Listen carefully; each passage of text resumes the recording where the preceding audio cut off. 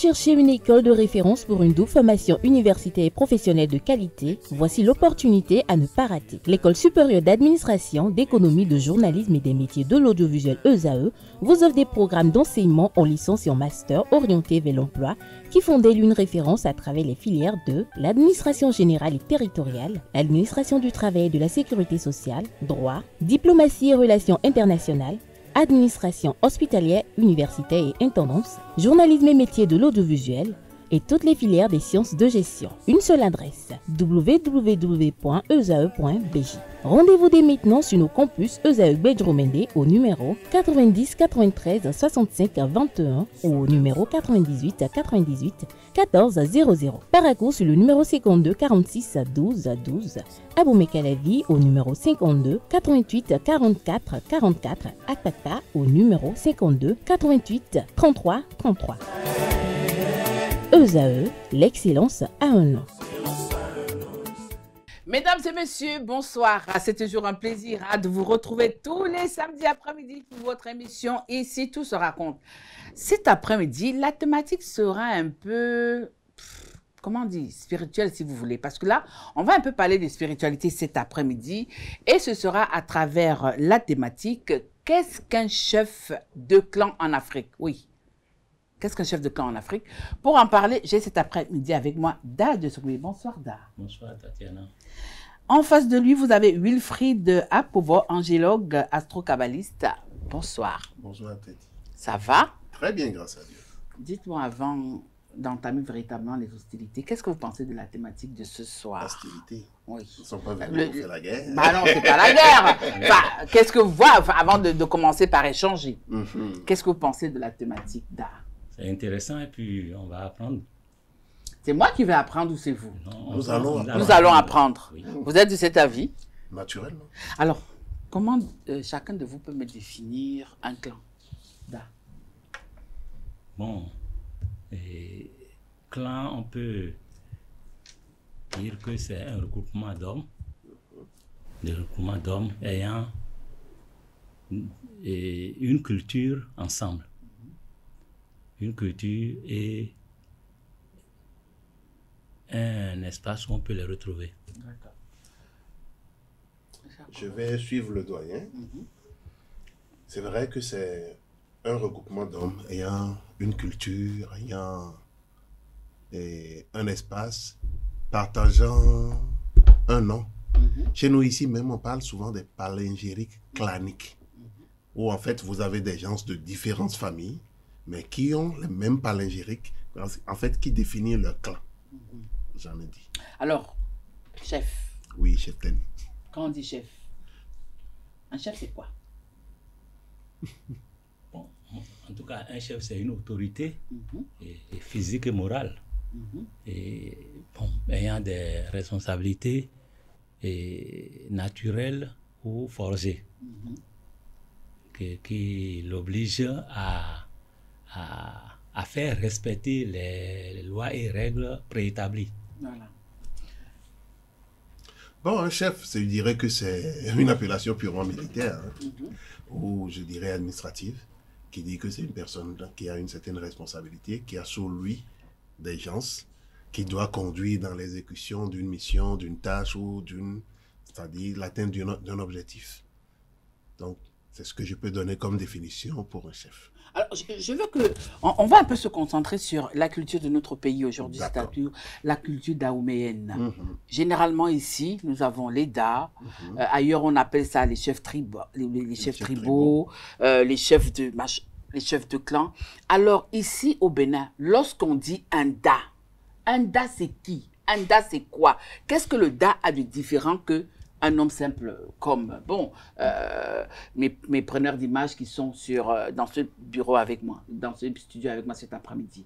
Oui, on va commencer par le Da. Bon, ok. On va commencer par le Da. Comme vous voulez. Essayer de définir un peu Da. Et Da, d'abord, c'est une appellation qui désigne le papa. Qui désigne le papa. Et si tout le monde l'appelle papa, donc il est le père de tout le monde. Et on sait qu'un père a une autorité et il a des responsabilités. Donc, si on laisse ce côté, on peut dire que Da est une autorité morale d'abord, mais une autorité ayant vraiment de charge et dont la désignation ne dépend pas toujours du groupe qu'il dirige. D'accord. Soit c'est lié à... Et nous irons plus loin. Il y a chaque clan, chaque société, chaque collectivité a une règle de désignation du Da et dont les attributs, les responsabilités ne sont pas toujours les mêmes. D'accord. Donc avec le temps, on va développer. développer. Oui, un Da. Un Da est à quoi de différent? Comme vous venez de le dire. D'abord, le Da, il est le porte-flambeau de la famille ou de la collectivité ou du tribu qu'il représente. En fait, on dirait qu'il est le premier représentant de cette tribu. Et mieux, je dis, c'est une entité vivante. Parce qu'il est, comme je le dis souvent, il est la porte entre tous ceux-là qui sont passés par cette collectivité ou cette famille qui ne sont plus. D'accord. Et ceux qui sont ici. Donc, en fait, il est le représentant des vivants auprès des morts et des morts auprès des vivants. Est-ce que le Da peut être considéré comme un chef? Bon, chef, oui.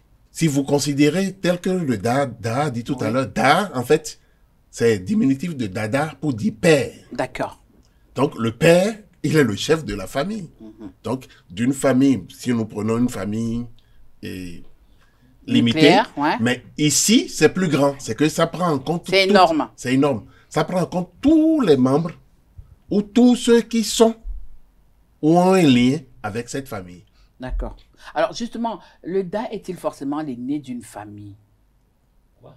Le Da, est-ce que c'est forcément l'aîné d'une famille? L'aîné? Oui. Non. L'aîné? Oui. Non. Le premier-né d'une famille, si vous voulez. Non, non, non. J'aimerais prendre la parole. Oui, allez-y. Avec votre permission. Vous voyez, j'ai dit tantôt qu'il y a les règles de désignation de Da.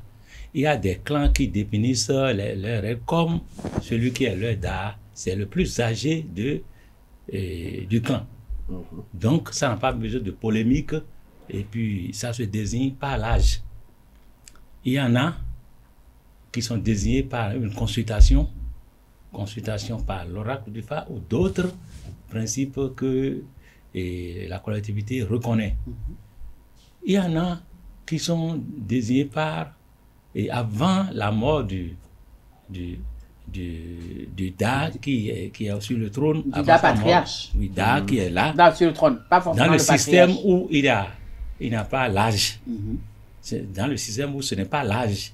Et que s'il y a une désignation directe, le Da, en exercice, comme on peut le dire, peut désigner un enfant de la maison, un de ses fils, pas dont il est nécessairement le géniteur, pour dire si je quitte ici, tel que ce garçon se compose, c'est lui que j'aimerais qu'il me remplace. Ça peut ne pas être son enfant direct, ça peut être là. Pas cooptation. Et avant de le dire, il y a certaines règles qu'il doit respecter, consulter des tantes, en tout cas tout et tout. Et ensuite, il y a aujourd'hui le Da qui a de l'argent, le Da qui se montre, et puis le Da qui a de l'argent. Oui, le Da qui a l'argent est comment? Ouais, ben, il vient, il fait un faroté dans la maison, et puis on ne cherche pas à savoir si il pourra ouvrir la porte des gens de là-bas, comme l'a dit tout à l'heure M. Akoubo, et communiquer entre les vivants et les morts. Et matériellement, il est bon. Donc, ça se passe toujours pas très bien. Ça se passe toujours pas. Alors, on va parler de mot. Il a parlé du mot de désignation. Oui. Alors, moi, je veux demander pourquoi, dans certaines familles, il faut forcément consulter pour désigner Da. Tout à l'heure, je vous ai dit que le Da, c'est une responsabilité d'abord spirituelle avant d'être une responsabilité morale et physique. Ça veut dire que si l'on doit être sérieux, il faut consulter pour voir qui a les charges énergétiques pour pouvoir soutenir la famille. Parce que... Ce que vous dites là, c'est gros, hein, charge énergétique. Naturellement. Être le premier responsable d'une structure, d'une association, d'une famille, d'une collectivité, c'est une question d'énergie. Et qui a cette charge pour conduire cette famille dans son ascension, dans son évolution. Et donc, là, comme l'a dit Ida, on fait confiance au système divinatoire que la famille reconnaît comme tel. On fait les consultations et on désigne. On a vu des fois où on a désigné des DA qui ne sont même pas encore nés. Hein? Des enfants qui sont conçus, qui sont encore dans le sein de leur maman et qui sont désignés comme DA par l'oracle. Il y a du mystique dedans. Mais c'est ce Mais qu'on c'est est en ça. train de dire, C'est justement. cela. Ce n'est pas parce que la personne est là ou parce que dans certaines familles, c'est vrai, c'est établi que c'est le vilaro, en fait, l'aîné qui est d'office le chef de la collectivité ou le chef de famille. Mais dans d'autres, généralement, c'est en fonction de la charge énergétique. Qui est capable de porter la charge énergétique de notre famille pendant telle, et comment vous appelez, génération. Et donc, il est désigné et on lui confie la charge de la famille. Alors, justement, moi, il y a une question qui me... Oui, vous voulez réagir? Oui, je voudrais Oui. ajouter quelque chose à ce que M. Pouvoir dit. Il a parlé d'énergie et qu'il fallait qu'il faut faire des consultations divinatoires. Oui. Et je vais nous rappeler que les DA qui sont liés à l'âge n'ont pas de trône. Hein, Oui. papa? Ils n'ont pas de trône. Ah. Il n'a pas un trône. Mais le DA qui est désigné, on l'appelle DA Zingpono, c'est-à-dire un DA Avec un trône. avec un trône. Ok. Merci pour Donc, la vous voulez me clarification. dire que les DA vieux, là, que c'est pas l'oracle qui a choisi, là, ils sont vides comme moi, mais là. Hein? Non, ils ne sont pas vides. Mais s'ils n'ont pas de trône, on ne peut pas les appeler. Non, on Ce les n'est pas lié considère à à cause de l'âge, de parce l'âge. qu'ils constituent la mémoire de la maison. Oui. Ils connaissent certaines choses Oui, mais à quoi, que le jeune homme... à quoi ça sert d'être la mémoire si je ne suis pas assis? Vous comprenez? Eh ben, vous êtes assis. Vous êtes assis, oui. Votre collectivité ou ceux... Non, monsieur Apouvo Eda, Oui. ne faites pas la langue de bois. Non, non, non. Ça sert à quoi de me choisir? Oui. Si dans le je n'ai pas la force. Vous n'êtes pas choisi. C'est la nature qui vous a qui vous a choisi. Voilà. Le vidao là aussi. Oui. Oui, c'est la nature qui vous a C'est- choisi. C'est le plus âgé. Le plus âgé, il peut être intelligent, il peut ne pas être intelligent, il peut être tout ce qu'il est. Il est là. Vous devez l'aider et lui, il a besoin vraiment d'être aidé. Alors, moi, il y a une question qui me trotte dans la tête Oui, là. allez. Et moi, j'aimerais vraiment avoir une réponse. On parle de consultation par le Fa. Est-ce qu'il peut arriver qu'un enfant adultérant, que le papa n'a pas voulu reconnaître, puisse être choisi par Fa pour devenir le DA d'une collectivité? Pour une collectivité qui se respecte, Oui. un enfant adultéré, sauf si les anciens ont décidé quelque chose qu'ils veulent faire passer. Parce que dans tous les cas, il y a ce que nous appelons les exceptions. Parce qu'un enfant adultéré, dès que vous lui faites les cérémonies de la collectivité ou de la famille, s'il n'est pas votre enfant, il meurt. S'il n'est pas de la collectivité et qu'on lui fait les cérémonies de la collectivité, il décède. Donc, mais le seul fait qu'il ait fait les cérémonies, il peut accéder au trône, c'est ça? Mais si tu ne fais pas les cérémonies, tu ne peux pas accéder au trône. Si tu n'es pas reconnu comme tel, si l'on ne te fait pas les rites de ta lignée ou de ta collectivité, tu ne peux pas accéder au trône. Et pour accéder au trône, c'est encore une autre page. C'est un peu comme, bon, on va à l'église, on est baptisé, on est communié, on est confirmé. Mais pour devenir prêtre, il y a d'autres rites. C'est pareil. Et ce que nous pouvons comprendre, il faut que Madame nous définisse ce qu'elle appelle en parle adultère. Hors mariage. Hors mariage. Hors mariage, de Donc, quelle manière est-ce vous qu'on est parlez? sûr que c'est son père? Oui, lui-même sait qu'il a tiré, mais il ne veut pas, par exemple, que à la maison, ben, comme on dit toujours, il y a toujours un oncle qui est au courant des choses. Donc, si il y a consultation divinatoire, et que soyez celui que tranquille que les ancêtres savent désigner et Toujours. savent retrouver. Si on peut désigner un enfant qui est encore dans les entrailles de sa mère, comment peuvent-ils ne pas reconnaître un enfant de leur sang qui est à l'extérieur? Peut-être qu'il est adultéré, comme on le dit, mais dont les enfants, les ancêtres ont besoin du sang, du mélange du sang de la famille de là-bas pour venir régler des problèmes chez eux. Régler des problèmes, oui. Oui. Il peut naître comme ça. Et peut même ne pas porter le nom de la famille. Oui. Recommence.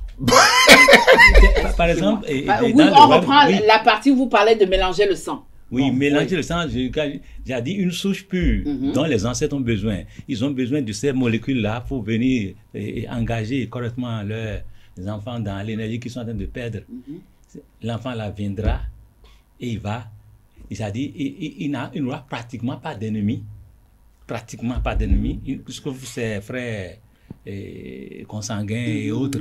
Sinon, la famille va l'adopter parce que lui, il n'est pas accepté et tout le monde va lui demander pardon pour qu'il rejoigne encore la maison. Il sera comme un enfant prodige. Okay. C'est comme ça on va le prendre. Et j'oserais en parler un peu ici. Le royaume d'Abomey est très structuré. Celui dont la maman est une princesse ne deviendra jamais roi à Abomey. Tous les rois que vous connaissez à Abomey sont des enfants d'esclaves ou des enfants de ceux qui ne sont pas des femmes qui ne sont pas princesses. Princesses. D'accord. Alors justement, M. Akpovo, nous allons un peu vous lire. De plus en plus, nous avons ces DA que nous voyons à Cotonou. C'est quoi la différence entre ces DA et les DA que nous avons à l'intérieur du pays? Quand je dis à l'intérieur du pays, suivez mon regard. Non, vous m'excusez, hein? Les DA d'emprunt de Cotonou, vous m'excusez. Excusez-moi de le dire ainsi. DA d'emprunt parce qu'ils savent qu'ils ne sont pas DA. Mais ils portent des chapeaux. Ils ont les Là, on dit souvent, l'habit ne fait pas le moine. Quand bien même l'habit permet de reconnaître le moine, l'habit ne fait pas le moine. Ce n'est pas parce que je me suis endimanché ou encoutré comme un dignitaire que j'en suis un. Parce que, je l'ai dit tout à l'heure, avant de devenir DA, c'est un cheminement. On ne reste pas dans une chambre, on prend un chapeau, on vous met, on prend pas, on vous attache, on dit vous êtes devenu DA. Non. Vous faites une initiation. Vous rentrez au couvent. On vous montre un certain nombre de choses. Vous passez un certain nombre de jours. Et on vous donne le sésame. On vous livre un certain nombre de secrets. Pour vous permettre de régir et de régner sur la collectivité. On a besoin d'être En fait, initié. vous avez besoin de connaître l'histoire de votre famille. Vous avez besoin de connaître les différentes entités qui régissent la maison. Comment est-ce que ces entités travaillent? Comment est-ce que vous devez travailler avec ces entités? Bref, vous avez bien fait d'inviter un DA qui s'y connaît peut-être mieux que moi. Mais une chose est certaine, on ne décrète pas un DA. Et comme vous le dites, DA, sous votre contrôle, hein, il y a des DA qui sont DA à Cotonou. Mais dès qu'ils dépassent... Dès qu'ils dépassent, c'est ouais. Ouais. Là, on tout ce qu'ils ont est en train d'entrer dans le zoo, là. Ils enlèvent tout. Et ils cachent. Pourquoi? Oui. Dans Cotonou et partout ailleurs, et l'affaire de DA est devenue honorifique. Et les chefs de communauté, surtout dans nos religions africaines, comme ils ont de la population, ils ont beaucoup de clients entre griffes, pour avoir leur faveur, tout le monde commence par les appeler Da, et en copiant Da des villages. Et c'est ainsi que tous ceux qui ont reçu certaines divinités, ceci, ça, sont devenus des Da. Sinon, si on doit nuancer correctement, il y a les Vaudounos qui sont à part et les chefs de collectivité qui sont à part. D'abord, dans les villages bien organisés, le chef, c'est le chef de collectivité le vrai Da qui désigne quelqu'un qui va devenir dignitaire de tel ou tel culte. Ah ouais. Si je te désigne responsable de tel culte, c'est que tu me dois allégeance. Mais tout le monde est devenu Da parce qu'il a eu un certain pouvoir, il a une connaissance, et comme le disait l'autre, et la vérité, la lumière, la connaissance et tout le reste, si quelqu'un l'a, il est. Donc, quand les gens ont des petits trucs pour soigner les gens, pour tout le monde commence à l'appeler Da, et lui aussi commence par se glorifier, il commence même pas à narguer le Da qui est au village. Parce qu'en réalité, les Da qui sont au village, c'est des Da qui ne sont pas nantis, mais ils sont collés à la tradition. Mais ils sont puissants. Puissants, oui, puissants. Ils sont puissants, ils ont de l'énergie. Ça, il faut reconnaître ça. Ils ont de l'énergie. Et ceux qui sont à Cotonou aussi le savent. Ils n'ont pas besoin de faire autre chose pour être puissants. Mais les autres fabriquent, ils se portent les attributs. Et dans les grandes cérémonies, vous les voyez avec beaucoup de perles, avec beaucoup de ceci, beaucoup de cannes, beaucoup de ceci ou cela, parapluie par là, parapluie par-ci. Et puis, en tout cas, moi, je dis que Da, ce n'est pas... Le vrai Da peut se retrouver à Cotonou, parce que s'il est fonctionnaire, il sera à Cotonou. Mais il sait. Oui, mais pourquoi est-ce que le vrai Da, même s'il est... Ailleurs, on voit que lorsque vous êtes désigné comme ça, c'est tout travaux cessants. Vous commencez véritablement à vous concentrer à la collectivité. Mais pourquoi, à des moments ici, chez nous, le vrai Da a besoin de continuer par travailler, M. Akpovo? Écoutez, il y a une chose. Quand vous avez une famille où il n'y a pas d'assises, quand je dis d'assises, vous n'avez pas de biens matériels. Vous n'avez rien. Si vous ne courez pas pour travailler, vous allez mourir de faim. Vous demandez, par exemple, aux gens dans des collectivités ou dans des familles de cotiser. Personne ne veut cotiser. Vous n'avez pas de fonds. En fait, je ne sais pas, hein? Je ne connais pas de famille où il y a de fonds pour permettre de gérer la famille. C'est le Da qui tape, qui danse. Encore que, il fait tout ça, les enfants vont venir dire, j'ai un problème, il faut me donner encore ce que tu as. Donc ça, c'est déjà un problème. Donc ça veut dire que dans nos constitutions, on n'a pas, par exemple, d'héritage ou de patrimoine qui permettent en fait généralement de gérer nos collectivités. Alors justement, je vais un peu vous poser une question. Nous avons déjà dans notre pays la loi sur les chefferies traditionnelles. Parce que tout à l'heure, Da disait que les faux Da restent à Cotonou et tout. Mais le fait qu'il y ait plein de faux Da, est-ce que le tort ne vous revient pas à vous, les véritables Da, ceux-là qui ont été désignés par la tradition? Est-ce que ce n'est pas parce que vous êtes laxiste que le terrain est occupé par les nouveaux Da? Non, monsieur... J'ai la parole. Oui. Et selon moi, ce n'est pas le laxisme des Da, mais il faut regarder les choses dans le temps et dans l'espace. La période de la révolution au Bénin a galvaudé beaucoup de choses, il faut le reconnaître, où on parlait de l'obscurantisme, de la féodalité, de ceci, cela qui étaient des entraves à la bonne marche de la révolution. Ça a profité à tous ceux qui voulaient exercer des rôles de Da, de commencer par s'habiller. Vous voulez dire qu'il y a eu une usurpation? Non, je ne pas. Ça a été détruit. Ok. La colonisation est arrivée d'abord détruire ce qu'on appelle Da, et la révolution est venue l'enterrer. C'est maintenant qu'on a ressuscité ça, parce que vous allez constater qu'à l'arrivée des Blancs, ils ont cassé l'administration royale et ils ont installé les chefs cantons. Et les chefs cantons ne dépendaient plus de Da, mais dépendaient strictement de l'administration coloniale. Et là, beaucoup de conflits sont nés même à partir de là.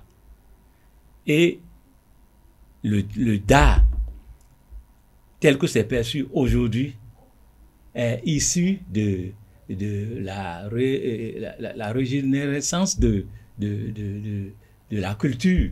Et chacun, maintenant, voulant reprendre son identité, a commencé par faire. Et comme les gens ont déjà galvaudé, les riches ont déjà porté les chapeaux et les pagnes et autres. On a compris maintenant que si tu es Da, tu auras certainement des privilèges, tu auras accès aux terres, et comme c'est eux les grands connaisseurs des choses, des affaires foncières, oui, voilà. Tout le monde, pour aller gérer les patrimoines au village, tout le monde, les riches, les cultivés, les gens qui sont instruits vont au village pour tromper les gens et devenir Da et pour tuer maintenant la tradition. Sinon, au village, les gens n'ont pas de problème. Et aujourd'hui, la loi sur la chefferie a réglé partiellement, hein, mais a réglé quand même quelque chose. Et chacun doit commencer par... C'est vrai, ils sont en train de bouillir. Et le ministre a dit quelque chose qui m'a vraiment enchanté. Il dit, nous n'avons décoiffé personne, nous n'avons découronné exactement, personne. Le ministre Abibola l'a dit. Il a dit. C'est très important. Et moi, je vais expliquer ici aujourd'hui que le ministre, je ne suis pas avec lui, hein, mais ce que je comprends, le ministre est en train de dire simplement que là où il n'y avait pas de couronne, comment je vais l'enlever? C'est ça. Exactement. Si tu n'étais pas Da, je ne peux pas. Si tu étais Da et j'étais découronné, alors là, on a fait, mais la loi ne te reconnaît pas comme Da. Comment il était découronné? Donc les gens doivent aller voir s'ils sont dans le temps considérés comme Da. Alors, avant de mettre un terme à notre émission de cet après-midi, ça va vite, hein? Alors, monsieur Akpovo, dites-nous, est-ce que un Da doit forcément être à la fois cultuel et culturel? Obligatoire. Pourquoi? Obligatoire. Si l'un sous-tend le côté spirituel et l'autre sous-tend le côté traditionnel ou artistique, les deux doivent aller de pair. Parce que vous ne pouvez pas être représentant d'une lignée, d'une collectivité, sans vous montrer avec les valeurs de cette lignée ou de cette collectivité. Et ce faisant, c'est que vous êtes culturel et les décors qui vous accompagnent montrent que vous êtes culturel. Votre mot de fin? Je ne peux que remercier Tati pour cette belle émission et remercier mon co-débatteur pour l'enrichissement qu'il m'a apporté. Il m'a beaucoup éclairé. Une chose est certaine, vous savez, l'ignorance est un crime. Et les vrais Da n'ont pas besoin de se réclamer Da. Ils n'ont pas besoin de grosses voitures. Celui qui est, il sait que lui, il est. C'est celui qui ne l'est pas qui fait du bruit. On dit le sel ne fait pas de publicité, mais c'est le cube qui crie. D'accord. J'ai dit. Da, votre mot de fin. Oui, je vous remercie. Et c'est un débat qui ne peut pas s'arrêter. Ah non, pas du tout. On va trouver notre angle d'attaque après. Parce que j'aurais aimé qu'on continue après sur qu'est-ce qu'il faut et comment devenir Da. Ça, c'est sûr. Ça, c'est sûr que on dit Da, des responsabilités, des ceci, cela. Mais qu'est-ce qu'il lui faut? Quelle qualité lui faut-il pour exercer et convaincre les gens à accepter son charisme? D'accord. Ce débat va durer. De toutes les façons, ça va se passer ici. Sur le plateau, ici, tout se raconte. Merci. Alors, chers internautes, nous sommes arrivés à la fin de notre émission de cet après-midi. Qu'est-ce qu'un chef de clan en Afrique? Vous avez suivi. On a pris l'angle d'attaque du Bénin, appelé autrefois Dahomey. Vous avez suivi les tenants et les aboutissants. Tout ce qu'on peut dire, c'est qu'il faut être fier de qui nous sommes. Comme l'a dit mon invité, M. Akpovo, le sel ne fait pas de bruit, mais le cube, je ne vous en dis pas. Retrouvons-nous le samedi prochain pour une autre thématique pour votre émission. Ici, tout se raconte. Ça se passe tous les samedis après-midi sur ESAE Télévision, la meilleure des web télé. Au revoir, bye bye.